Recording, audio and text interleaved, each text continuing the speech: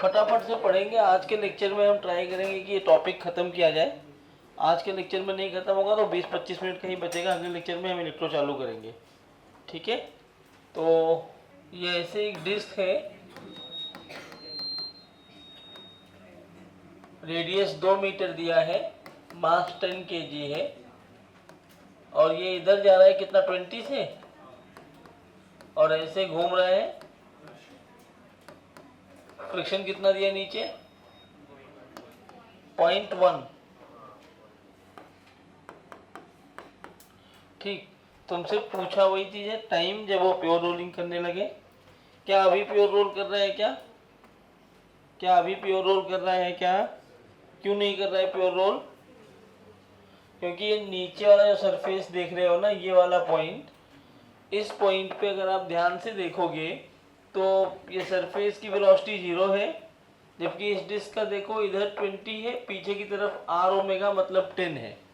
तो अभी डिफरेंस 10 आ रहा है, जबकि इस पॉइंट का जो सरफेस की वेलोसिटी है वो 0 है।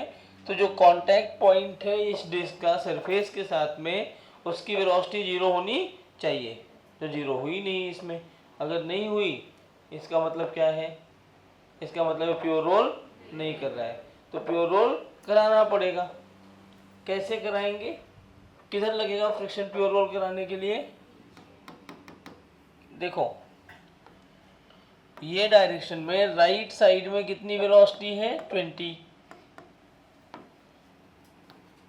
और लेफ्ट में कितनी वेलोसिटी है ओमेगा आर मतलब 10।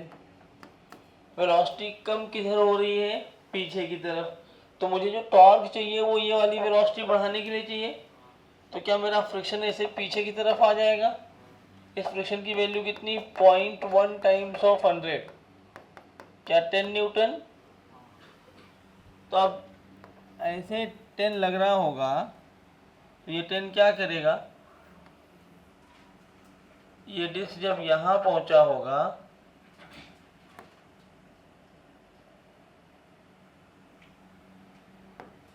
तो इस पॉइंट पे ये जो 20 है इसको कम करके v कर दिया होगा, और जो ये ओमेगा 5 है इसको बढ़ा करके कुछ और किया होगा ओमेगा, और इस टाइम पे ओमेगा कितना बढ़ गया होगा v बाई आर। मैं सारी क्वांटिटी ऐसे लिखता हूँ, ट्रांसलेशनल और रोटेशनल। तो ट्रांसलेशनल की अगर बात की जाए तो ट्रांसलेशनल वेलोसिटी में मेरे पास u की वैल्यू है 20 मीटर पर सेकेंड, v निकालना है किसी टाइम t के बाद। एक्सेलरेशन कितना आएगा 10/10, क्या -1 मीटर पर सेकेंड स्क्वायर। यहाँ अगर देखा जाए तो ओमेगा नॉट पहले 0 हुआ करता था, इस क्वेश्चन में थोड़ा सा चेंज है। ये ओमेगा नॉट की वैल्यू है 5 radian per second. Torque is equal to I alpha करोगे तो एक ही तो फोर्स लग रहा है, इसका फ्रिक्शन लिखो तो 10 into 2 F into R perpendicular. Torque is equal to I की वैल्यू है M are square by 2 into alpha. 2 cancel, 20 के अल्फा की वैल्यू भी 1 आ रही है, बोलो। और अगर आप ध्यान से देखोगे तो इस केस में अल्फा किधर है? क्लॉकवाइज अल्फा किधर है, और तुम्हें ओमेगा बढ़ाना भी किधर है? क्लॉकवाइज। और पहले जो ओमेगा दिया है वो भी किधर है? क्या सब क्लॉकवाइज है? तो क्या अल्फा पॉजिटिव ले सकते हैं? क्योंकि सबको पॉजिटिव ले रहा हूं, तो अगर मुझे नेगेटिव लेना है तो ओमेगा नॉट को भी नेगेटिव लेना पड़ेगा, अल्फा को भी नेगेटिव लेना पड़ेगा, और ओमेगा जो आएगा उसको भी नेगेटिव लेना पड़ेगा किसी टाइम टी के बाद। यही क्वालिटी है अपने पास। अब तो सवाल ही खत्म है, बस यही जानना था। अब टाइम पूछा है तो पहले ट्रांसलेशनल में मैं जाता हूँ और इक्वेशन यूज करता हूँ, v is equal to u plus a t. तो v is equal to u plus a t इस्तेमाल करोगे तो v आएगा 20 माइनस टी, क्योंकि a की वैल्यू 1 है। और रोटेशनल में जाऊंगा मैं, फार्मूला क्या है, v की जगह ओमेगा और u की जगह ओमेगा नॉट, a की जगह अल्फा।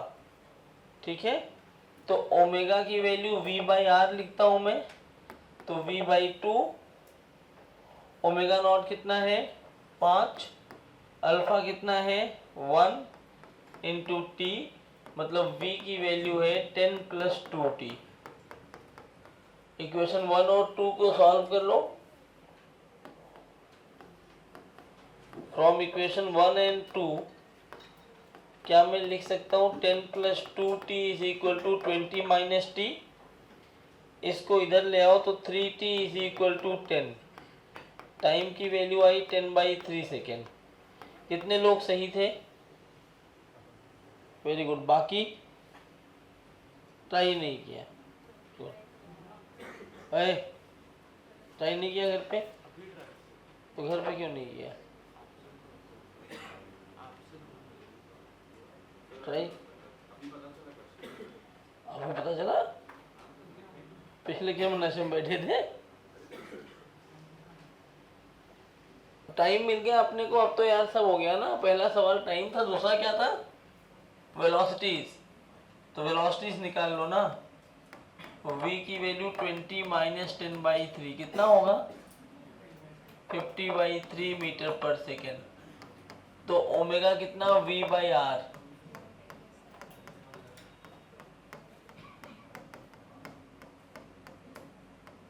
तो ये भी मतलब मुझे लग रहा है सब लोग सही होंगे। यहाँ तक किसी को कोई दिक्कत? अच्छा, तीसरा सवाल था वर्क डन। वर्क डन को क्या मैं डेल्टा के ही लिख दूं? तो के फाइनल माइनस के initial.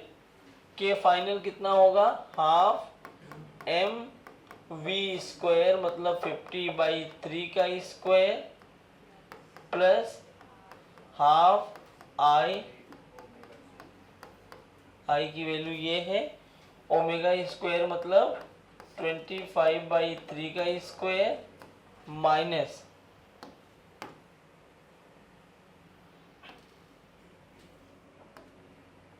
Half m v square plus half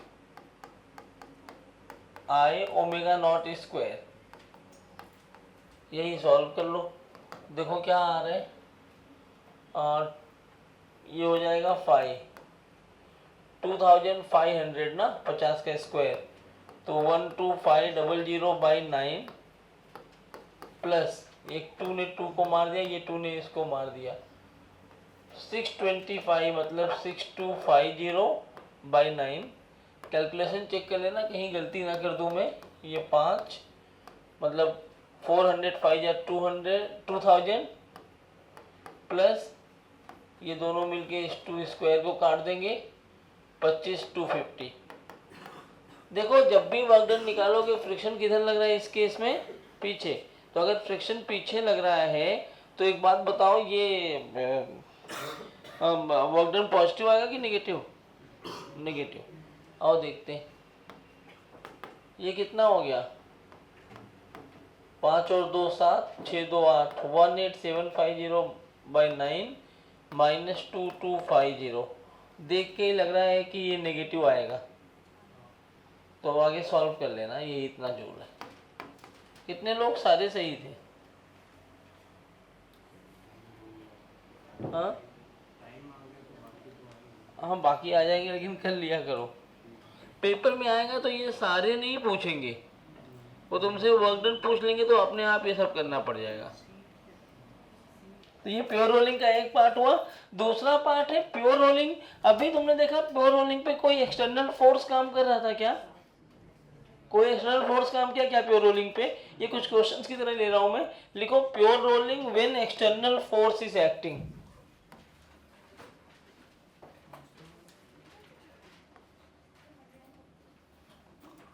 pure rolling when external force is acting.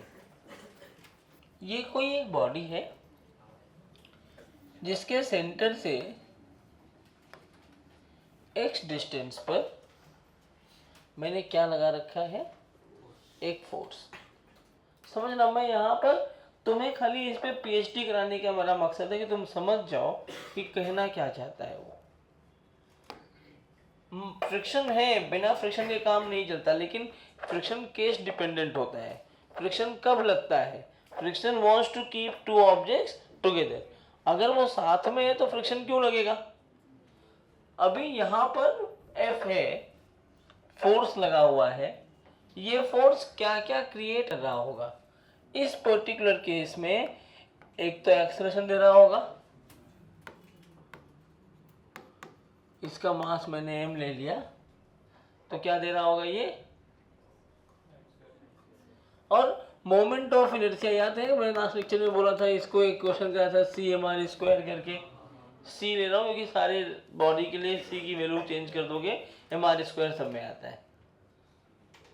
तो एक तो एक्सेलरेट कराएगा, दूसरा ये फोर्स टॉर्क भी तो क्रिएट करेगा ना। अगर टॉर्क आया तो क्या आता है, torque is equal to I alpha, मतलब इसमें अल्फा भी आएगा और जिधर टॉर्क होता है उधर अल्फा भी होगा। अगर ये बॉडी प्योर रोलिंग में है, अगर ये बॉडी प्योर रोलिंग में है तो क्या कंडीशन होता है, रिलेटिव वेलोसिटी, एक्सेलरेशन या displacement of contact point has to be zero. एक बात बताओ, यही वाला पॉइंट तो है कांटेक्ट पॉइंट, इसकी वेलोसिटी है कितनी, इधर एक्सेलरेशन इधर कितना है a, इधर कितना है, ऐसे लग रहा होगा। Condition 1, if a is equal to r alpha, तो जो ये पॉइंट है इस रोलिंग बॉडी का, क्या a is equal to r alpha का मतलब उस पॉइंट का एक्सेलरेशन 0 हो गया, जब और सरफेस का कितना है ऑलरेडी 0 है। तो क्या दोनों साथ में है, दोनों साथ में है, प्योर रोल कर रहा है, तो चाहिए क्या ऑब्जेक्ट को, दोनों साथ में ही रहे। तो अगर a is equal to r alpha हो गया तो फ्रिक्शन कितना होगा, फ्रिक्शन 0 क्यों हुआ, बॉडी ऑलरेडी प्योर रोल में है, फ्रिक्शन का कोई रोल नहीं है। फ्रिक्शन हर एक बॉडी को प्योर रोल में रखना चाहता है, फ्रिक्शन स्लिपिंग को अवॉइड करता है, सही बात है ना। लेकिन अगर ऐसी कंडीशन हो गई कि a बड़ा हो गया आर अल्फा से, ये केस बना जो अभी हमने क्वेश्चन किया जिसमें v आया था, आर ओमेगा कम था, a बड़ा हो गया आर ओमेगा से, तो फ्रिक्शन किधर काम करेगा,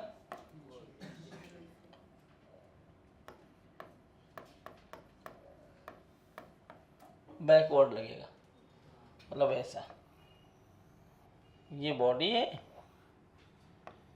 इस पॉइंट पे इधर a आएगा, इधर आर अल्फा, ये आर अल्फा कम है, कौन कम है, आर अल्फा। और ये वाला जो फोर्स आप देख रहे थे, ये F वाला फोर्स, ये फोर्स लगातार टॉर्क प्रोड्यूस कर रहा है, लेकिन लाइन ऑफ फोर्स तो कांस्टेंट ही रहेगा ना। तो इसका टॉर्क कैसा हो गया, कांस्टेंट। अगर इसका टॉर्क कांस्टेंट है तो ये जो अल्फा प्रोड्यूस होगा वो भी तो कांस्टेंट ही होगा। इस फोर्स की वजह से आर अल्फा फिक्स्ड हो गया है। लेकिन इस केस में हो क्या रहा है, ए ज्यादा है आर अल्फा कम है, आर अल्फा बढ़ाना पड़ेगा। आर अल्फा बढ़ाने के लिए क्या बॉडी का रेडियस बढ़ा सकते हो क्या, नहीं बढ़ सकता। तो क्या बढ़ाना पड़ेगा, अल्फा। अल्फा कब बढ़ेगा, जब अंदर की तरफ एक और टॉर्क मिल जाए।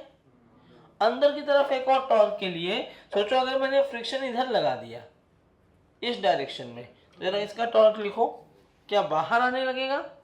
अगर फ्रिक्शन मैंने राइट साइड में लगाया तो टॉर्क किधर आएगा, तो बाहर आएगा। तो अल्फा बढ़ेगा कि घटेगा, नेट टॉर्क घट जाएगा। तब क्यों घट जाएगा, क्योंकि एक अंदर की तरफ टॉर्क है और एक बाहर की तरफ है, तो नेट टॉर्क के लिए माइनस करना पड़ेगा।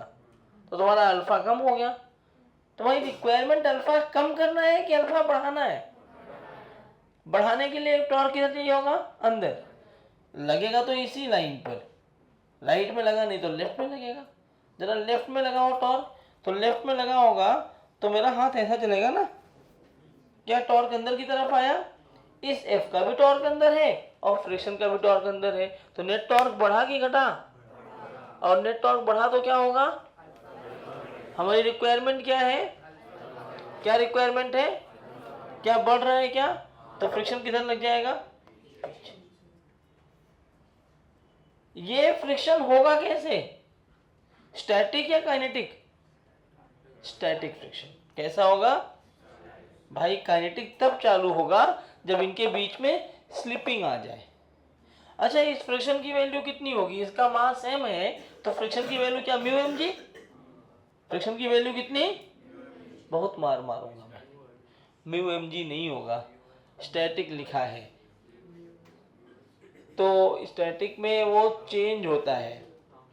अब ए बड़ा हो गया, समझना। मैं ये सब ना कराने का, खाली पीएचडी करवाने का मेरा मन इतना ही है कि आप समझ पाओ चल क्या रहा है, इसके पीछे का लॉजिक क्या है। ए और आर अल्फा दोनों में जब भी डिफरेंस आएगा फ्रिक्शन ऐसे लगेगा स्टैटिक एफ एस। जरूरी थोड़ी है कि मान लो मैक्सिमम जो फ्रिक्शन है वो 10 न्यूटन है। कितना है? 10 न्यूटन। ए और आर अल्फा का जो डिफरेंस है वो 1 का आया। ए और आर अल्फा का जो डिफरेंस है वो कितने का आ रहा है? तो फ्रिक्शन उतना ही लगेगा कि 1 मीटर पर सेकेंड स्क्वायर दे पाए। डिफरेंस 2 का आया तो 3 का आया तो क्या फ्रिक्शन अपने आप को चेंज कर रहा है डिफरेंस देख करके? फ्रिक्शन क्या कर रहा है? अपने आप को चेंज कर रहा है डिफरेंस देख करके। हाँ, अगर A minus R alpha more than 10 हो जाए तब काइनेटिक फ्रिक्शन आ जाएगा, क्योंकि तब प्योर रोलिंग खत्म हो जाएगी, तब वो स्लिपिंग चालू हो जाएगी। फॉरवर्ड स्लिपिंग बोलेंगे उसको। क्या बोलेंगे? Forward slipping. क्यों? क्योंकि ए माइनस आर अल्फा 10 से बड़ा हुआ तो ये ए ज्यादा हो जाएगा ना। ए ज्यादा होने का मतलब वो आगे की तरफ स्लिप करने लगेगा।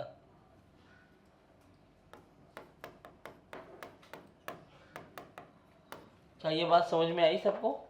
अच्छा, ये रिक्वायर्ड फ्रिक्शन होगा कितना, जरा ये बता देते हैं। इस केस में इस फ्रिक्शन की वैल्यू कैलकुलेट करते हैं। ये केस बेस्ड क्वेश्चन कम कॉन्सेप्ट की तरह इसको लेना तुम, ठीक है? तो इस क्वेश्चन में जरा ध्यान से देखो क्या हो रहा होगा। हाँ, ऐसे कैसे? फ्रिक्शन वो एक्सेलरेशन है। सबसे पहले क्या एक ट्रांसलेशनल से ये इक्वेशन बनेगा F minus f is equal to M a, यही बनेगा। ये कौन सा इक्वेशन लिखा?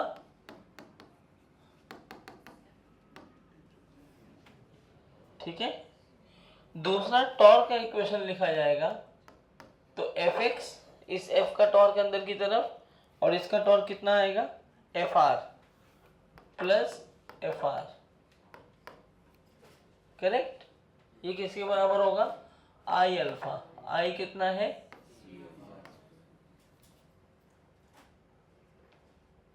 कोई दिक्कत? अच्छा, मुझे क्या चाहिए? एफ की वैल्यू। क्यों ना मैं अल्फा को ए बाई आर लिख दूं, क्योंकि प्योर रोलिंग हो रहा होगा इस केस में। फ्रिक्शन लग के करना क्या चाह रहा होगा? Pure rolling. अरे बोलो ना, फ्रिक्शन लगा क्यों होगा? प्योर रोलिंग के लिए। तो क्या अल्फा की वैल्यू में ए बाई आर लिख सकता हूं, तो ये बन जाएगा F x plus f are.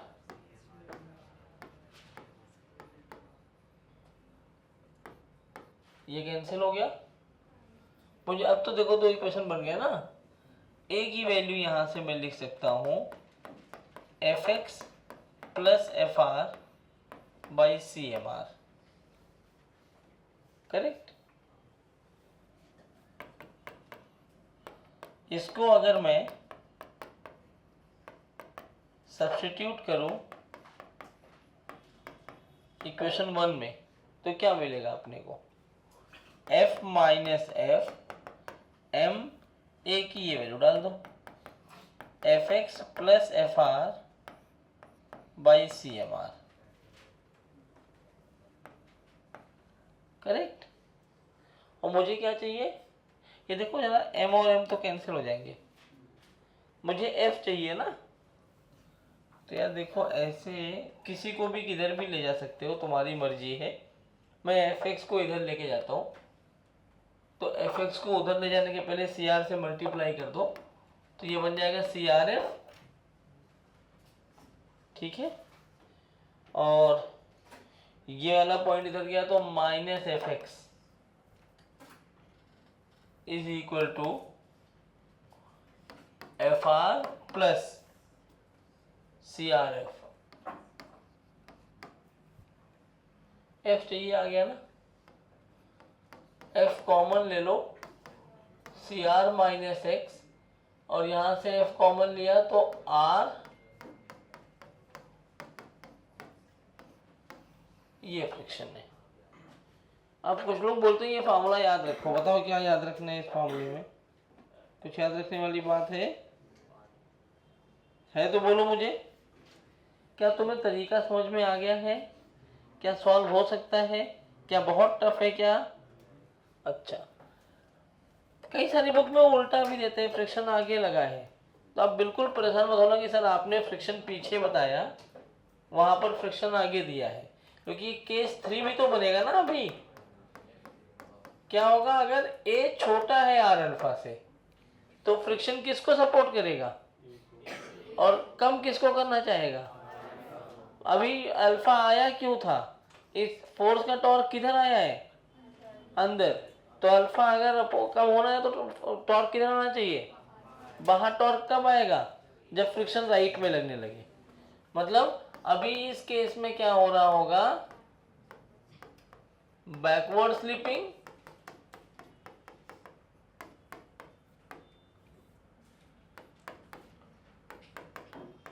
then to prevent slipping या for pure rolling, friction acts, static friction acts in forward direction, correct. अब यही सवाल फिर से कि ये मेरे पास बॉडी है, यहां पर फोर्स F लगा है x डिस्टेंस पर, ठीक है। फ्रिक्शन किधर आ गया अभी? इस डायरेक्शन में। जरा अब बताइए मुझे कितना फ्रिक्शन रिक्वायर्ड है? चलिए ये नोट करो और थर्ड केस जरा सॉल्व करो। आइए, लिख चुके होंगे, अभी ट्राई कर रहे हैं क्या?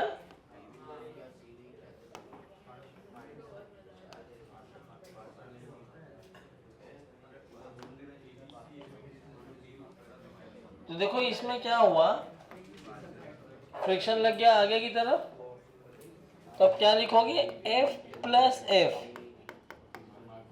क्या ये एम ए के बराबर हो जाएगा? और जब टॉर्क लिखोगे तो आना किधर? अल्फा किधर आना चाहिए? ए तो इधर आएगा, अल्फा ऐसे आना चाहिए, सही बात है ना। अल्फा जिस डायरेक्शन में होता है, क्या उस डायरेक्शन के टॉर्क को पॉजिटिव लिखना चाहिए? तो किसका टॉर्क पॉजिटिव आएगा? एफ का। और नेगेटिव किसका आएगा? अल्फा को नेगेटिव लोगे तो ये माइनस ये प्लस हो जाएगा, और कोई फर्क नहीं पड़ता। F x minus F R is equal to I alpha.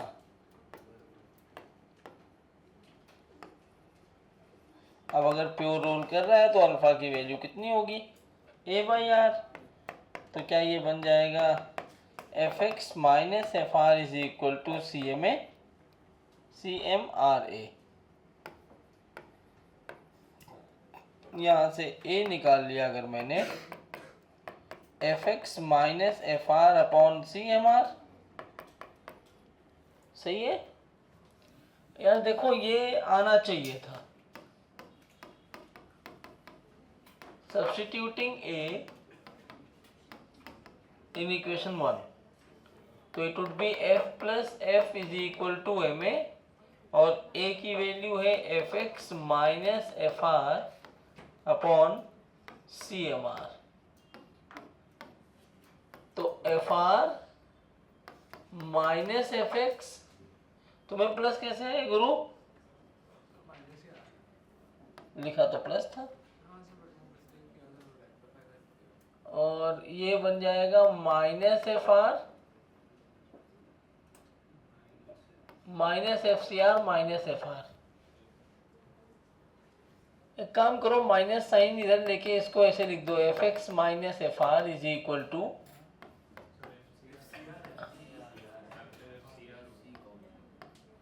F x minus f c r, यहां से एफ आर कॉमन ले लिया तो ये 1 प्लस सी बन जाएगा। एफ चाहिए अपने को X minus C R upon 1 plus सी।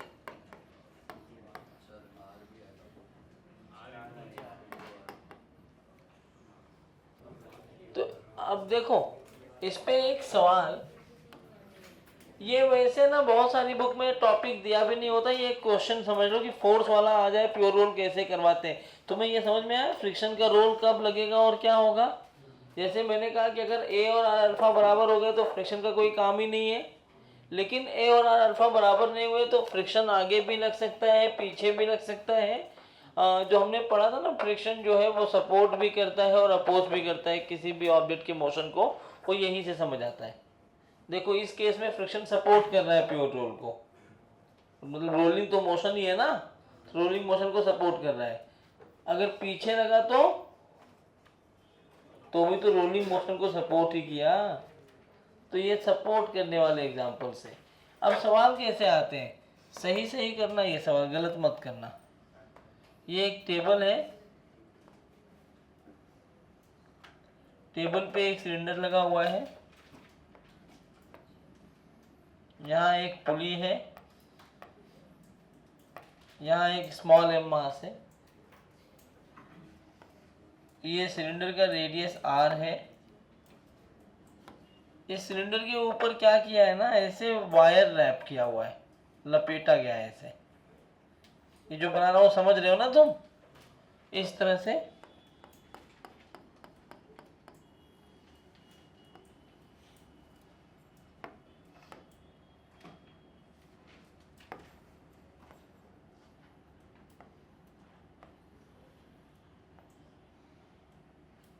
ऐसे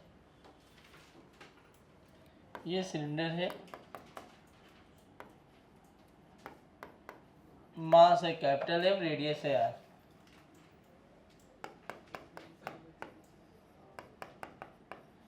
इफ सिलेंडर रोल्स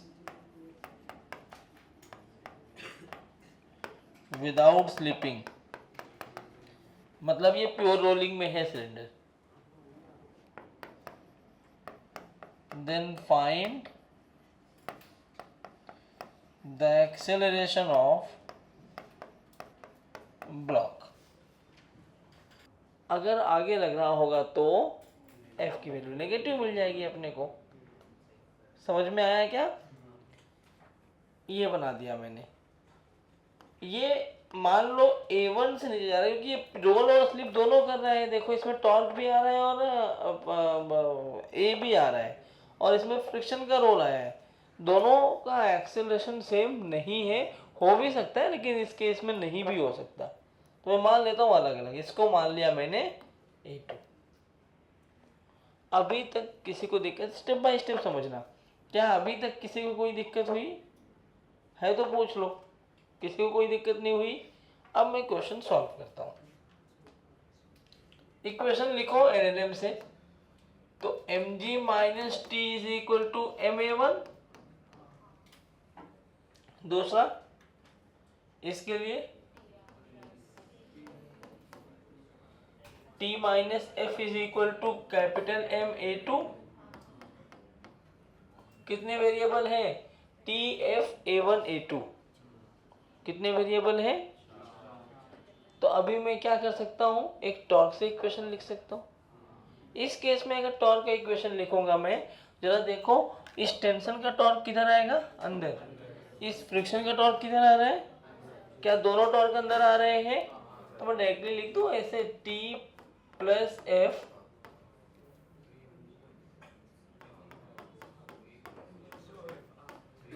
हाँ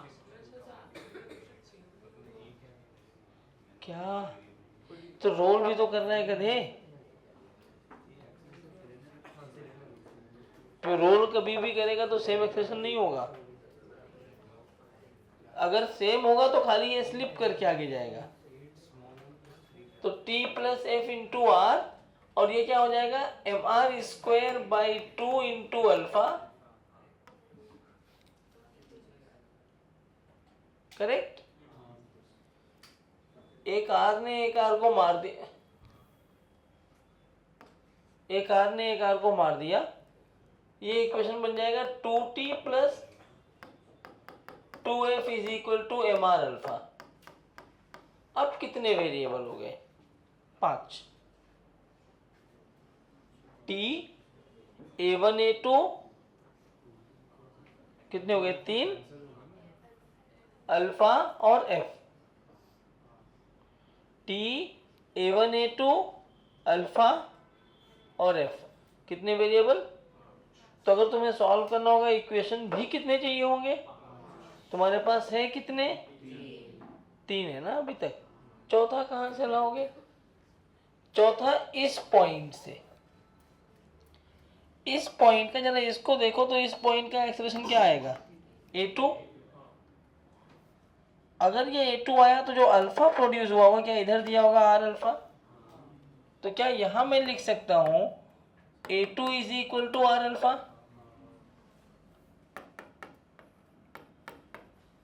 from which concept? Pure rolling. किसी को दिक्कत यहां तक?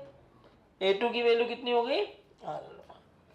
एक और इक्वेशन की कमी पड़ रही है। हाँ, अब हम कंस्ट्रेंट लगा सकते हैं। ये कितने से जा रहा है? a1 से। ये कितने से जा रहा है? याद करो हमने पढ़ा था स्ट्रिंग के अलोंग तो वेलोसिटी इक्वल होनी चाहिए, एक्सेलरेशन भी इक्वल होना चाहिए, लेकिन दोनों जुड़े तो एक ही स्ट्रिंग से हैं, लेकिन दोनों का एक्सेलरेशन कैसा आ रहा है? अलग अलग आ रहा है। तो अगर मैं स्ट्रिंग कंस्ट्रेंट जोड़ूं, ये इसीलिए टफ हो जाता है।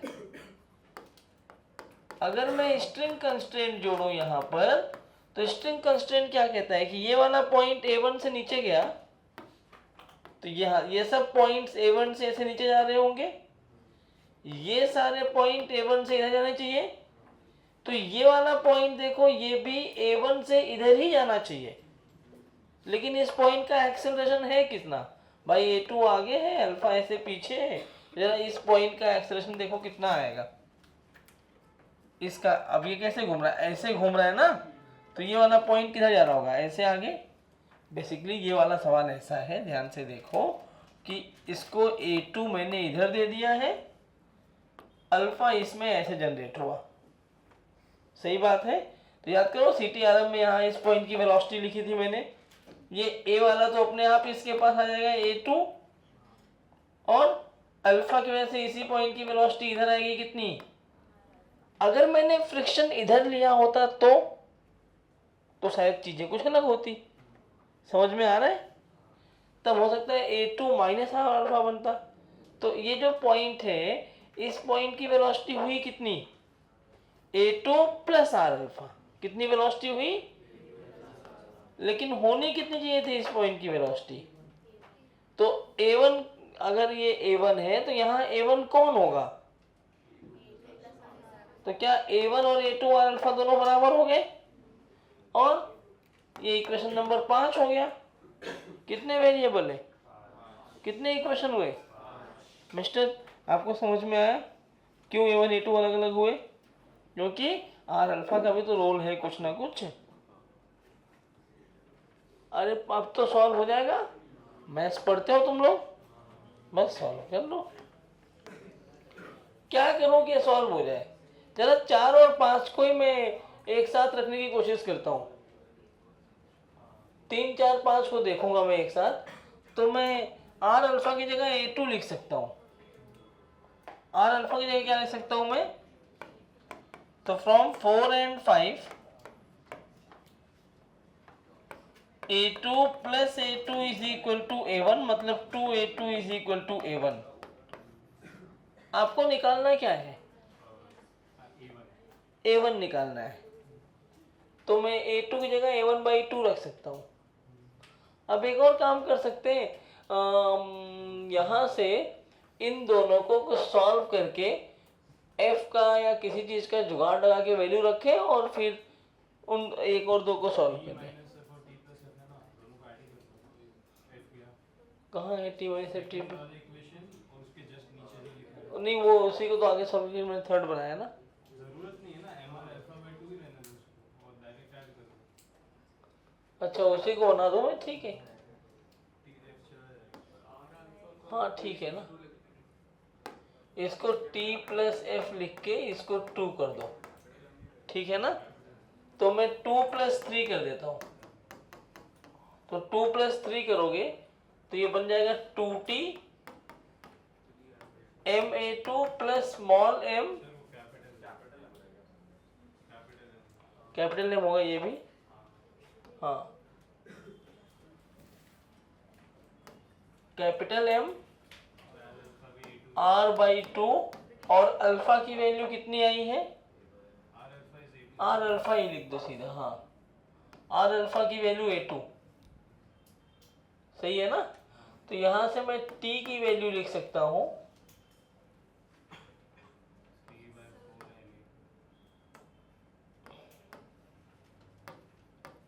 करेक्ट, कोई दिक्कत।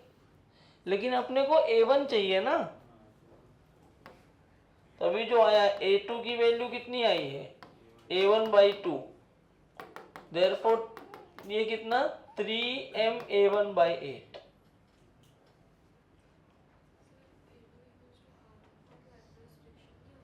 हाँ अरे दीदी फ्रिक्शन फोर्स है, आर अल्फा एक्सेलरेशन है, वो फ्रिक्शन और टी मिल करके एक्सेलरेशन प्रोड्यूस किए ना, वो लिखा गया है आर अल्फा के बारे में। R alpha is the angular एक्सेलर क्या बोलते हैं उसको, tangential acceleration produced by alpha, produced by the combination of या produced by the net torque due to tension and friction, ठीक। तो टी की ये वैल्यू आई, अब इस टी की वैल्यू को इक्वेशन 1 में रख दो, देखो a1 मिल जाएगा, mg minus 3ma1/8 is equal to small ma1। तो ये बनेगा mg is equal to ma1 या 8ma1, मैं ऐसे डायरेक्ट एक ही लाइन में लिखता हूँ, a1 कॉमन ले लो यहाँ से, तो ये आएगा 8m plus 3m/8 into a1। Calculation check कर लेना, मेरे पास ये क्वेश्चन है नहीं, मैंने ऐसे कुछ भी बनाया था ये।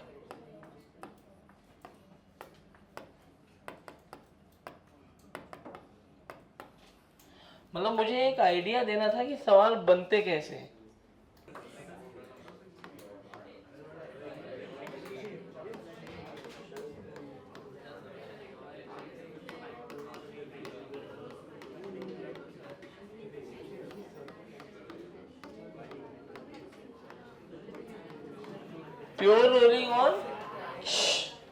Pure rolling on inclined plane.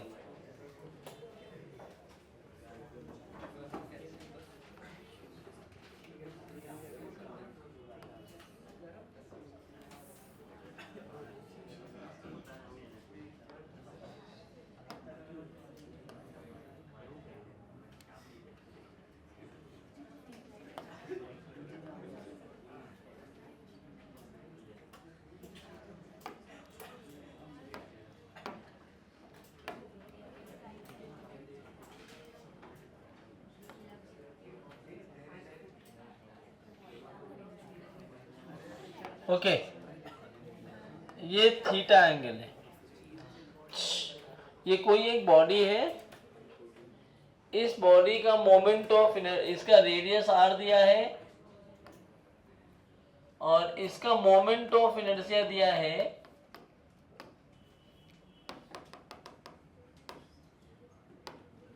इसका मोमेंट ऑफ इनर्शिया दिया है,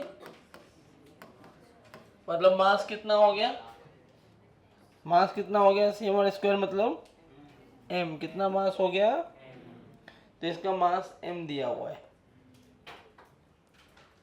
एक बात बताओ, अगर ये प्योर रोल कर रहा है, बच्चों समझ लो ये क्वेश्चंस अभी प्योर रोलिंग कर रहे हो, तुम्हें समझ में आता है, कई बार कंफ्यूज हो कि लगाना कौन सा फार्मूला है, इसलिए तुम्हें जब फील आएगी चीज़ों की तभी आप समझ पाओगे। क्या क्या फील आपने पढ़ा सबसे पहले, कि प्योर रोलिंग में कौन सा फ्रिक्शन काम करता है, स्टैटिक, कौन सा, काइनेटिक कब काम करेगा, स्लिपिंग के टाइम पर।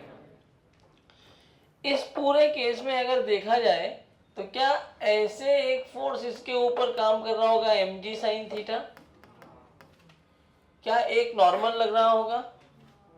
क्या नॉर्मल की वैल्यू 0 हो जाएगी? सॉरी, नॉर्मल mg कांस्टेंट के बराबर हो जाएगा, मतलब वर्टिकल फोर्सेस बैलेंस्ड आउट हो सकते हैं। एक बार बताओ, ये लग कहाँ रहा है?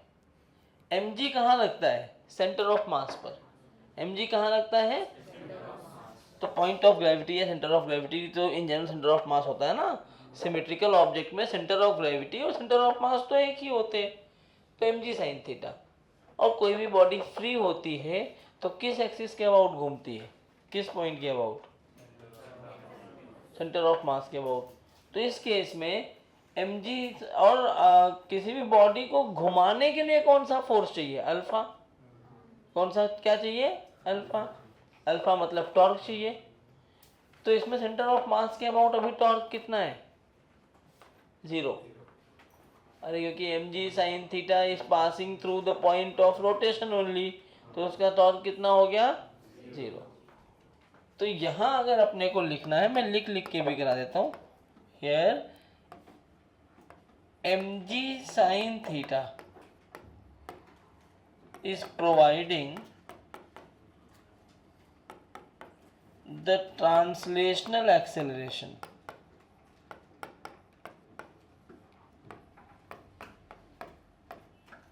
but torque about center of mass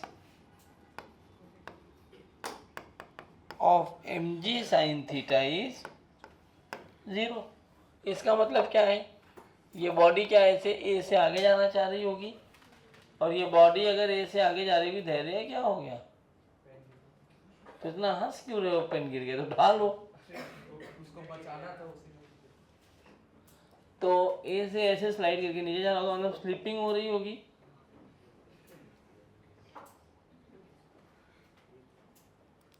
बहुत पीटूंगा मैं अभी। तो ए से ऐसे स्लाइड करके नीचे जा रही होगी। भाई सीधा नहीं बैठ पाते क्या तुम लोग? आंटी को देखना सर। आंटी? अरे प्रतीक प्रतीक आंटी है? तो ए से ये ऐसे स्लिप करके नीचे जा रहा है। अगर ये स्लिप करके नीचे गया तो अभी इसमें क्या हो रहा होगा? इसमें स्लिपिंग हो रही होगी। अगर उस स्लिपिंग को रोकना है तो आपको क्या चाहिए होगा? अब फ्रिक्शन लगे किधर? एक बार बताओ, ए अगर ऐसे आ रहा है तो ऐसे घूमना चाहिए ना इसको। ऐसे घूमेगा तभी तो नीचे आएगा। ऐसे घुमाने का मतलब है ऐसे, मतलब अल्फा बाहर आना चाहिए। अल्फा बाहर आने के लिए टॉर्क बाहर आएगा, और टॉर्क बाहर आएगा तो फ्रिक्शन किधर लगेगा? अगर तुम्हें ऐसे नहीं समझ में आता तो ऐसे भी बोल सकते हो कि ये ए से नीचे आ रहा है, फ्रिक्शन चाहेगा ये दोनों साथ में रहे तो फ्रिक्शन पीछे लगेगा। तुम्हारी मुझे, तुम कौन सी लैंग्वेज में बोलते हो? कोई दिक्कत? ठीक। मुझे क्या क्या निकालना है? मुझे निकालना है कि किस एक्सेलरेशन से नीचे आएगा। तो सबसे पहले मैं अगर ट्रांसलेशनल में लिखूं तो क्या मैं लिखूंगा? mg sin theta minus f is equal to M a. दूसरा इक्वेशन बोलो। टॉर्क आएगा खाली एफ आर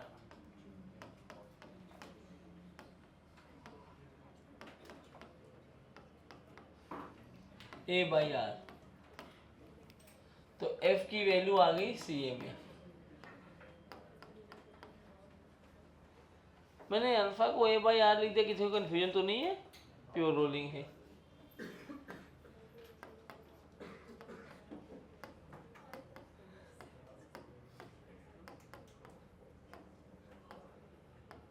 एक और दो को साथ में लिया तो mg sin theta minus c m a is equal to M a. तो mg sin थीटा, यहां से एम ए कॉमन ले लोगे तो 1 प्लस सी। एम ने एम को मार दिया, ए की वैल्यू क्या आई? अच्छा एक बात बताओ मुझे, ये जो ए की वैल्यू आई है g sin theta upon 1 plus C, इसमें अगर मैंने स्लोप को कांस्टेंट रखा, जो इंक्लाइन प्लेन है इसको मैंने कांस्टेंट रख दिया, अब थीटा मेरा कांस्टेंट हो गया, तो क्या साइन थीटा बदलेगा क्या? जी तो कांस्टेंट ही है।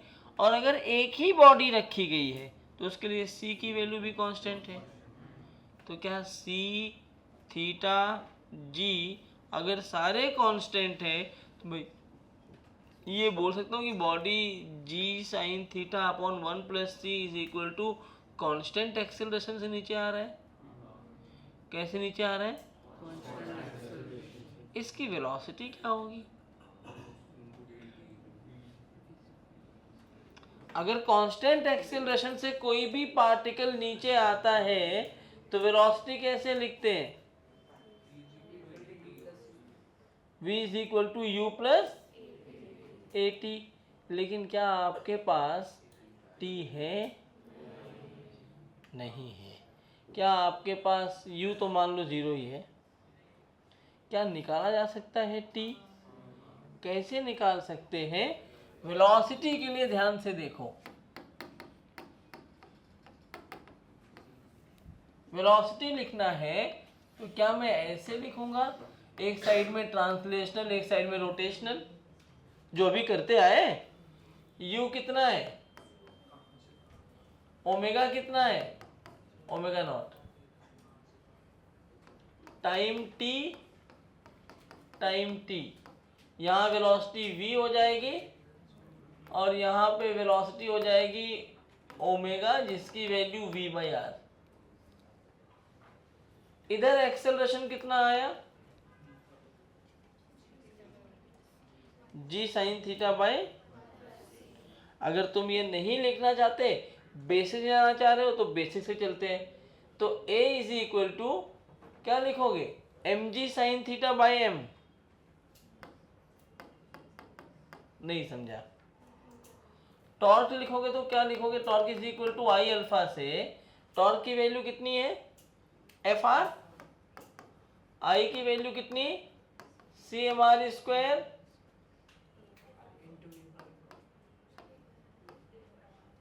यहाँ भी तो अल्फा ही लिख दो, अल्फा निकालना है ना अपने को।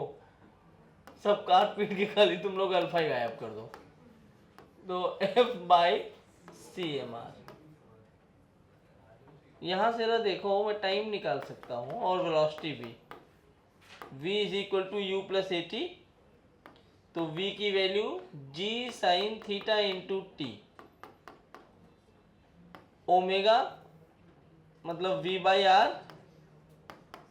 ओमेगा नॉट तो 0 ही है, या लिख दो एक line, omega is equal to omega naught plus alpha t. तो v by r is equal to f bye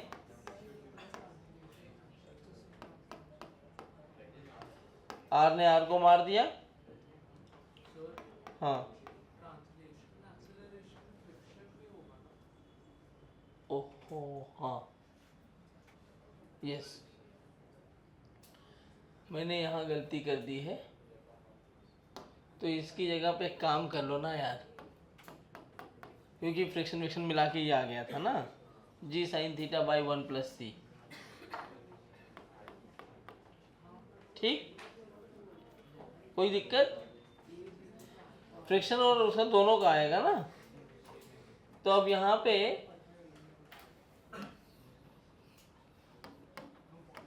मैं इन दोनों को अगर इस्तेमाल करूं एक साथ, तो क्या ऐसा लिख सकता हूं? G sine theta upon 1 plus C into T is equal to F की कुछ वैल्यू आई थी क्या? हाँ वो देखो ना, एफ सी ए में है, तो f by c m into t. Correct? T t मर जा रहे हैं क्या? ये क्या? अच्छा हाँ ना यार, ठीक है ठीक, तो एफ मिल गया ना तुम्हें, तब हम वी ढूंढ रहे हैं ना। अरे ठीक है ना भाई, एफ हैं? ये कैसा हो रहा है सवाल? क्या गलती हो गई देखो यार, अगर गलती नहीं हुई तो फिर सही आना चाहिए ना। सही था, उसको CA में डाल देना, acceleration equals g sin theta upon 1 plus c, वही आ गया। सब simplify होके वही होता है। अरे ठीक है, वो आ रहा, मैं टाइम निकाल रहा हूँ।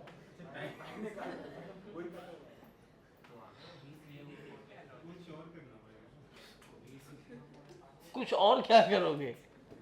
मेरे हिसाब से तो यही करते हैं। देखो क्या कर सकते हैं, तो गड़बड़ हो गया।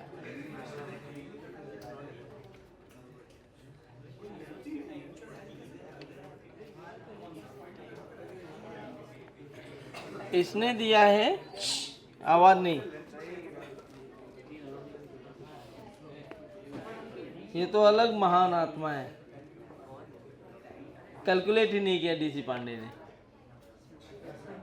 इनने खाली लिखा है G sine theta upon 1 plus I by M are square, वही 1 प्लस सी।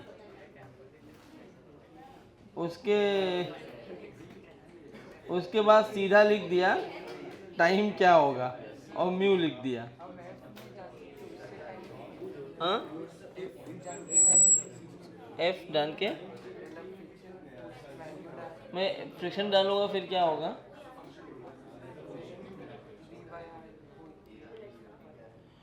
नहीं, लेकिन टी नहीं मिल पाएगा ना। रुके रहो रुके रहो, अगर बॉडी को छुआ रहे तो लाइक वेलोसिटी 0 होगा, ओमेगा भी 0 होगा एट दैट पॉइंट। नहीं नहीं, प्योर रोल करते हुए नीचे है ना,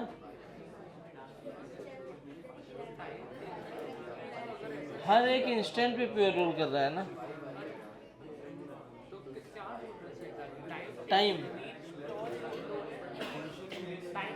time taken to reach bottom. तो उसके लिए हमें लेंथ नहीं चाहिए होगा। हम बिना लेंथ के भी ढूंढ सकते हैं ना, तो ये वही तो कर रहा हूँ।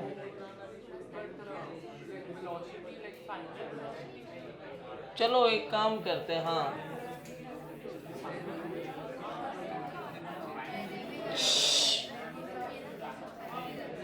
इधर इधर सुनो सुनो सुनो सुनो, एक्चुअली कहीं कुछ गड़बड़ हो रहा है। दूसरा मेथड देख सकते हैं ना इसके लिए।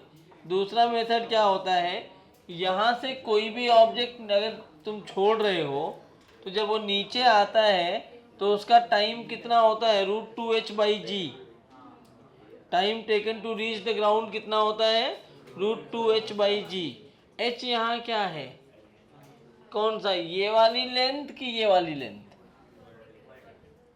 Vertical length. अगर मैं इसको s बोल दूं,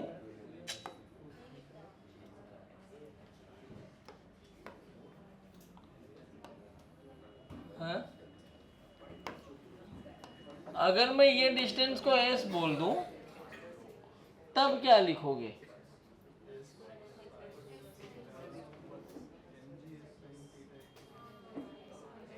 √2s/a, जिसकी वैल्यू होगी g sin theta upon 1 plus c।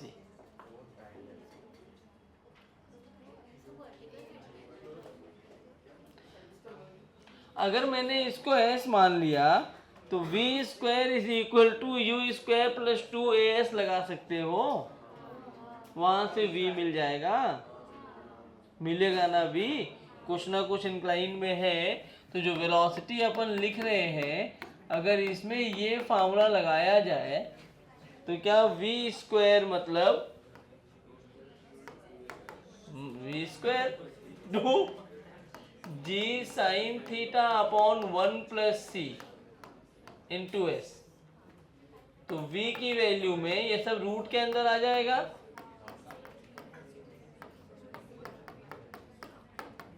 सही है, कोई दिक्कत? और टाइम कैसे निकाल लोगे, v is equal to u plus a t. Time कैसे आएगा, v is equal to u plus a t. तो टाइम अगर लिखा जाए तो v इज इक्वल टू, देखो अभी इधर वाले साइड को नोट मत करना क्योंकि मैं अभी पहली बार कर रहा हूँ, तुम्हें बता रहा हूँ। इधर वाले साइड को मैं एक दो लॉजिक लगा के चेक करेंगे क्या ये वैलिड हो रहा है।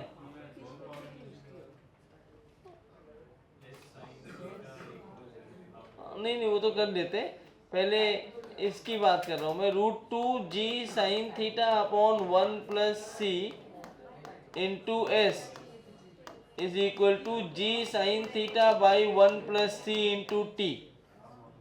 ठीक है, तो जब ये इधर जाएगा तो 1 प्लस सी तो कैंसिल हो गया, 1 प्लस सी कैंसिल हो जाएगा।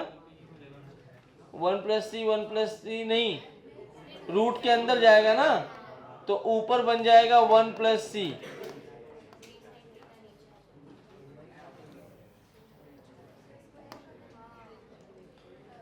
यहां बचेगा 1 प्लस सी इंटू एस अपॉन जी साइन थीटा।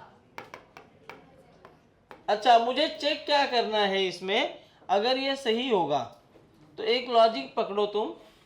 जैसे मैं यहाँ ये मत नोट करना है, खाली समझाने के लिए है।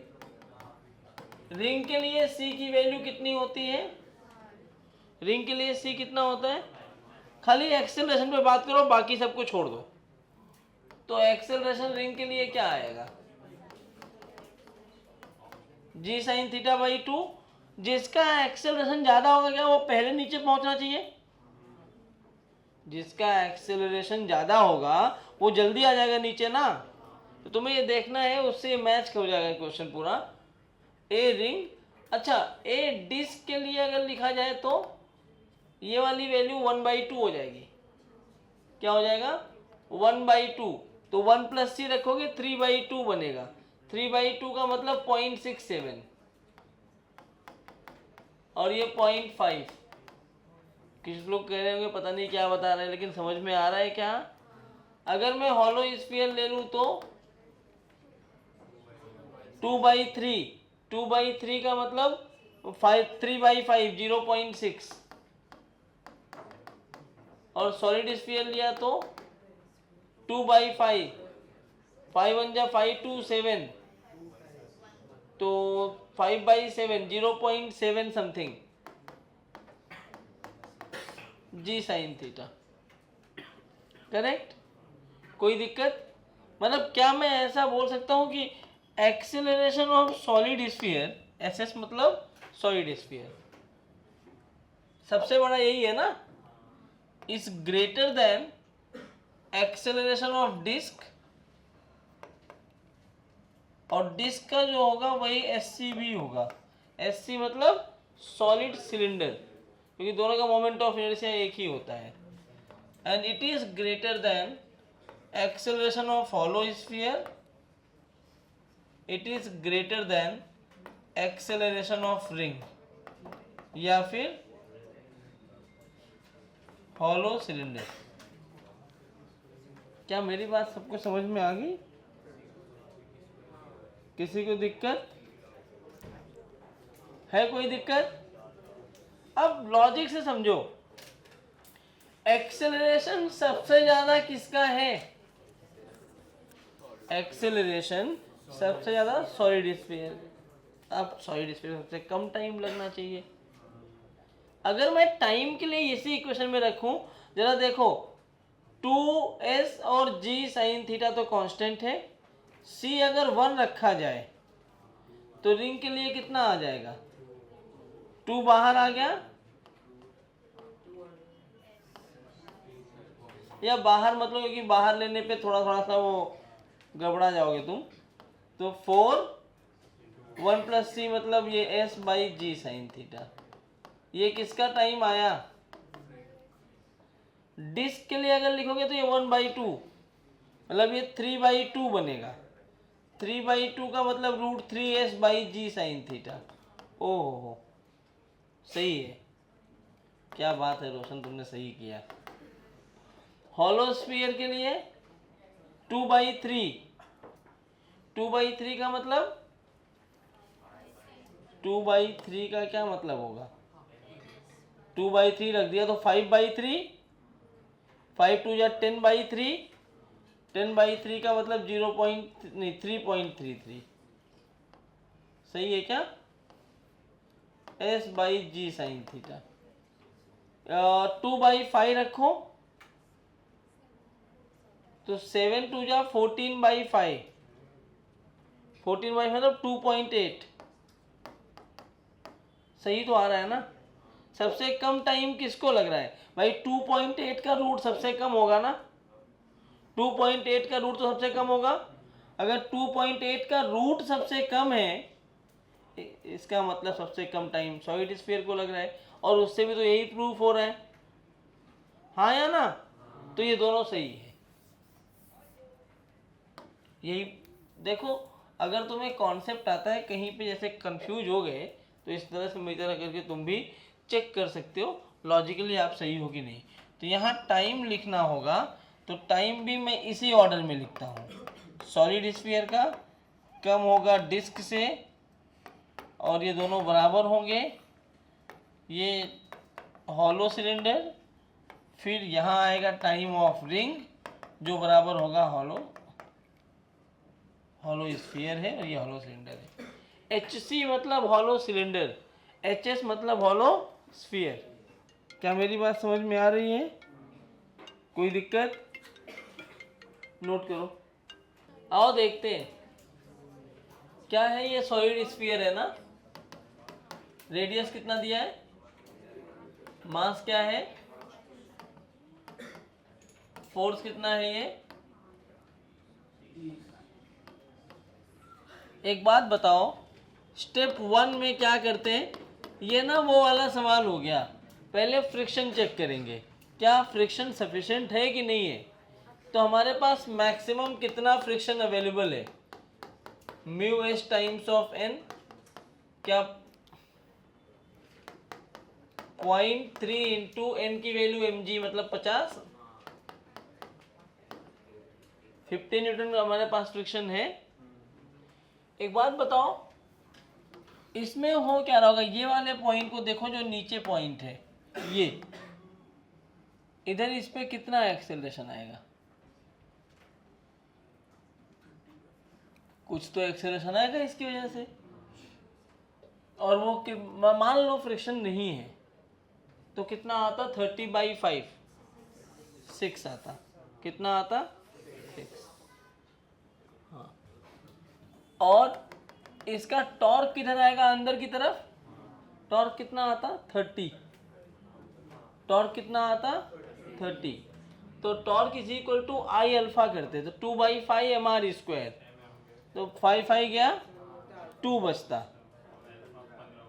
अल्फा कितना हो जाता, 15। अल्फा 15 हो जाता, तो आर अल्फा 15, और ये वाला फोर्स 6। क्या A is equal to r alpha है क्या? नहीं समझ पाए आधे लोग। सबसे पहले मैंने एक्सेलरेशन लिखा इस केस में, तो वो कितना आया, 6 राइट साइड में। फिर मैंने आर अल्फा निकाला, इसका टॉर्क निकाला, टॉर्क से मैंने अल्फा निकाला, तो इसका अल्फा आ गया 15। तो आर अल्फा किया तो कितना आया, 15। आर की वैल्यू 1 है, तो A है 6, आर अल्फा है 15। तो ये प्योर रोलिंग में तो है नहीं, है क्या प्योर रोलिंग में? अगर प्योर रोलिंग में नहीं है तो फ्रिक्शन प्योर रोल में लाने की कोशिश करेगा, कितनी कर सकता है। अगर वो डिफरेंस इस मैक्सिमम के अंदर हो तो फुलफिल कर पाएगा। तो आओ देखते हैं, इधर हमारा कौन था, आर अल्फा, इधर मान लेता हूं मेरे पास कौन आ गया, फ्रिक्शन। अगर नेगेटिव आ जाएगा मतलब लेफ्ट में लगना चाहिए था, लगेगा नहीं, जो फ्रिक्शन आ गया। इसको मैं एफ रिक्वायर्ड बोलता हूँ कि मुझे चाहिए कितना प्योर रोल करने के लिए। मैं मान रहा हूँ ये प्योर रोलिंग कर रहा है, तो प्योर रोलिंग कर रहा है तो रिक्वायर्ड फ्रिक्शन कितना चाहिए वो निकाल लेते हैं। कैसे निकाल पाएंगे, देखो, क्या एक इक्वेशन लिखूंगा मैं, 30 plus F required is equal to 5 times of A, सही है। और दूसरा इक्वेशन क्या बनाऊंगा मैं, टॉर्क 30, किधर आएगा इसका टॉर्क, अंदर की तरफ, और अल्फा भी तो ऐसे ही आएगा। और इसका टॉर्क ऐसे देखो, इसका वाला टॉर्क, ये वाला फ्रिक्शन का टॉर्क क्या बाहर आएगा, तो क्या ये लिखूंगा मैं, minus f required is equal to I alpha, correct, कोई दिक्कत। 5 मर गया, 30 minus f required is equal to 2a/r, मैंने अल्फा को मान लिया a बाई आर, करेक्ट। जरा इन दोनों को जोड़ो तो क्या 60 is equal to 7a, a की वैल्यू कितनी आई,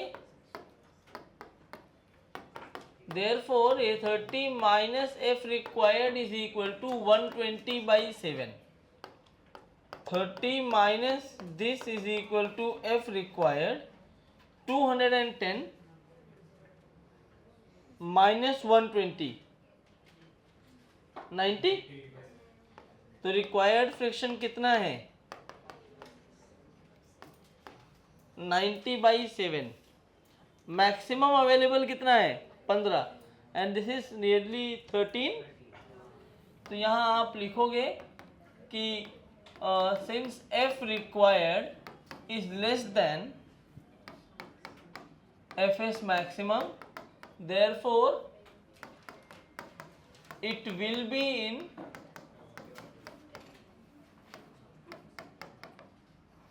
प्योर रोलिंग। ठीक है, पहला सवाल तो क्लियर हो गया कि वो रोल करेगा कि नहीं करेगा। दूसरा क्या पूछा है, F पॉजिटिव आया है तो जो फ्रिक्शन लगेगा वो कितना लगेगा 90 बाई 7 न्यूटन इन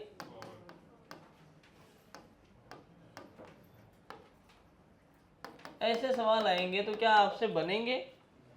अभी और तरह के सवाल बचे हैं, जल्दबाजी नहीं दिखाना है, टाइम आज हो गया है। अगले लेक्चर में इसके और जो तरह के सवाल हैं वो हम ट्राई करेंगे।